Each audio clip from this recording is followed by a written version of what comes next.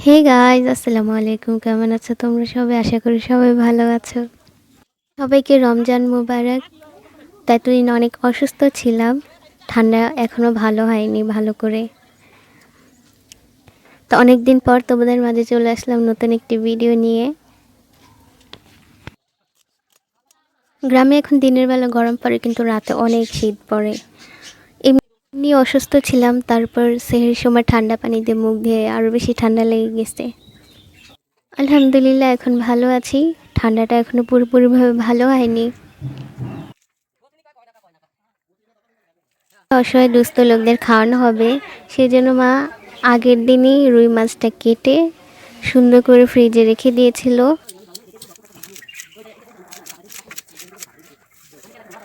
মাছ আর হাঁসের মাংসের ব্যবস্থা করা হয়েছিল।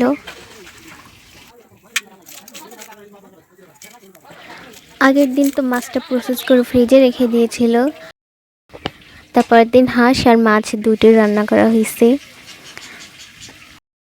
মার কাজে হেল্প করতেছিলাম আর কাজের ফাঁকে ফাঁকে ভিডিও করতেছিলাম।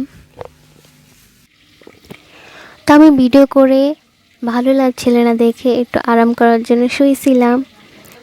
মা রান্না করে কখন যে সবাইকে দিয়ে আসছে জানি না। তো আমি উঠে মাকে জিজ্ঞেস করলাম যে আজকে যদি না দিতে তাহলে এতগুলা ভাত কেন রান্না করছে, এগুলো তো নষ্ট হয়ে যাবে। তো মা বলল, তুই কই ছিলি, রান্না করে কখন দিয়ে আসছি।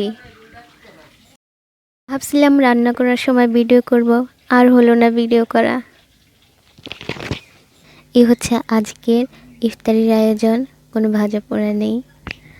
আলহামদুলিল্লাহ, আল্লাহ পাক রিজিকে খাবারগুলো রেখেছে, আলহামদুলিল্লাহ। তো হাঁসের মাংস দিয়ে ইফতারি করব, আর মা এখানে নেই কারণ মা হাঁসের মাংস খায় না। এখন ইফতারি করব। তো সবাই ভালো থাকো, সুস্থ থাকো। আজ এই পর্যন্তই। রমজান মুবারক।